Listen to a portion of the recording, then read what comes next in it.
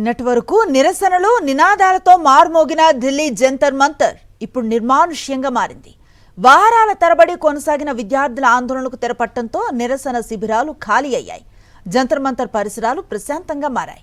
కేంద్ర ప్రభుత్వం ప్రధాన డిమాండ్లను అంగీకరించడం, కేంద్ర విద్యాశాఖ మంత్రి రాజీనామా చేయడంతో విద్యార్థి సంఘాలు దీక్షను విరమిస్తున్నట్లుగా ప్రకటించాయి.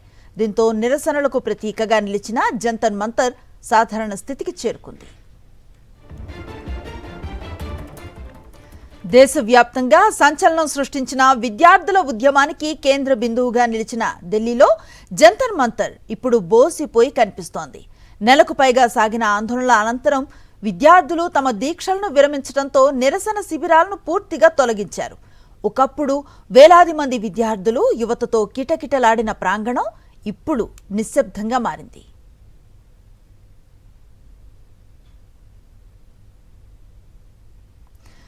దీక్ష ముగిసిన తర్వాత ఢిల్లీ పోలీసులు మున్సిపల్ సిబ్బంది శిబిరాలను తొలగించి ప్రాంతాన్ని పూర్తిగా శుభ్రం చేశారు.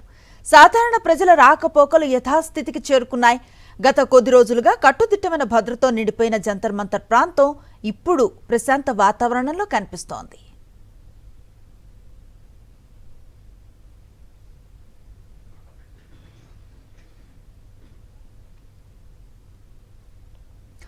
ధర్మేంద్ర ప్రధాన్ రాజీనామా నేపథ్యంలో ఢిల్లీలో సాధారణ పరిస్థితులు నెలకొంటున్నాయి.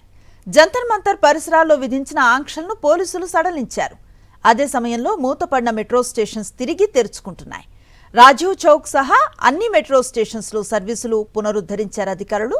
సీజేపీ ఉద్యమానికి పెద్ద ఎత్తున విద్యార్థులు తరలివస్తూ ఉన్న క్రమంలో 4 రోజుల పాటు సెంట్రల్ ఢిల్లీలో 18 మెట్రో స్టేషన్స్ను ప్రభుత్వం మూసేసింది. తాజాగా వాటిని ఓపెన్ చేసి పూర్తిగా అందుబాటులోకి తెచ్చింది.